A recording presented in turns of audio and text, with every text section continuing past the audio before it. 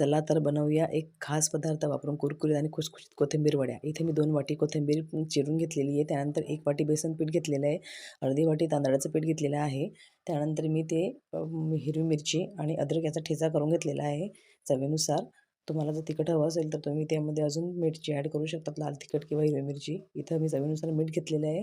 त्यानंतर धण्याचं जिरे पावडर घेतलेलं आहे. तसंच हळद घेतलेली आहे, धण्याचं पावडर. त्यानंतर थोडं इथे तीळ घेतलेली. तीळने सुद्धा टेस्ट खूप छान येते. तसंच थोडं लाल तिखटही घेते. थोडं जर तुम्हाला तिखट आवडत असेल तर तुम्ही थोडं जास्त घेऊ शकतात. मी इथं लसूण घेतलेला नाही आहे. आता याच्या छान पद्धतीने असं मिक्स करून घ्यायचं. हे शिल्लक असलेलं बेसन पीठ मी यामध्ये घालते. आता याला चांगलं हाताने कुस्करून घ्यायचं. त्याने स्मॅश केल्यामुळे काय होतं की यातली कोथिंबीरमधलं जे पाणी येतं ते पिठामध्ये मिक्स होतं आणि तुम्हाला पाणी कमी टाकावं लागतं. अगदी 2 ते 3 चमचे पाणी टाकायचं फक्त. हे बघा अशा पद्धतीने दोघं हातांनी मी स्मॅश करून घेतलेलं आहे. मला आवडत नाही चमच्याने, कारण की आपला हात जगन्नाथ. आपल्या हातापेक्षा स्वच्छ दुसरं काही नसतं, म्हणून मी हाताने पूर्ण केलं. आता हा घट्ट गोळा तयार झालेला आहे. मी इथे स्टीम पात्रामध्ये मी आता इथे पाणी ठेवलेलं आहे आता स्टीम करण्यासाठी. आता इथे पाणी गरम होत आहे, तोपर्यंत आपण इथे जाळीला तेल लावून घेऊया.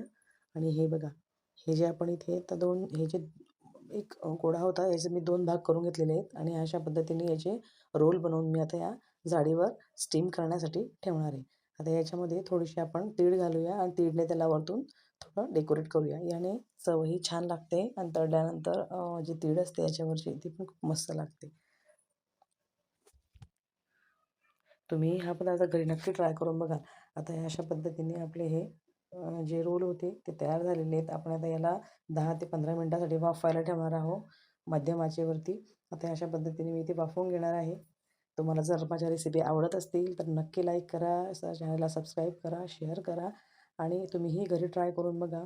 आणि कशा झाल्या तर ते मला कमेंटमध्ये नक्की सांगा. तुम्हाला स्टीम केलेले आवडतात की तळलेले आवडतात की जस्ट तव्यावर शॅलो फ्राय केलेले आवडतात, हेही मला कमेंटमध्ये नक्की सांगा. हे बघा किती छान झालेले आहेत. आणि सगळ्यात महत्त्वाची टिप म्हणजे ज्यावेळी हे पूर्ण थंड होतील हे रोल वाफवल्यानंतर त्याच वेळी याला कापायचे आहे, नाहीतर तसे तुकडे पडतात. आता हे बघा अशा पद्धतीने आपण सर्व कापून घेतलेले आहे. आता मी ते तळण्यासाठी तेल ठेवलेलं होतं. आता यामध्ये मी सगळे जे आहे ते वड्या या तळून घेते छान कुरकुरीत होईपर्यंत.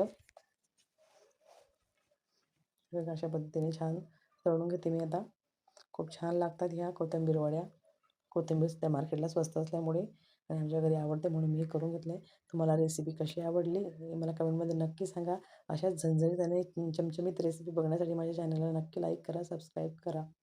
हे बघा बाहेरून की कुरकुरीत आणि आतून किती छान दिसते. खात राहा, हेल्दी राहा. चला तर मग आता टेस्ट करूया. मस्त. Bye bye.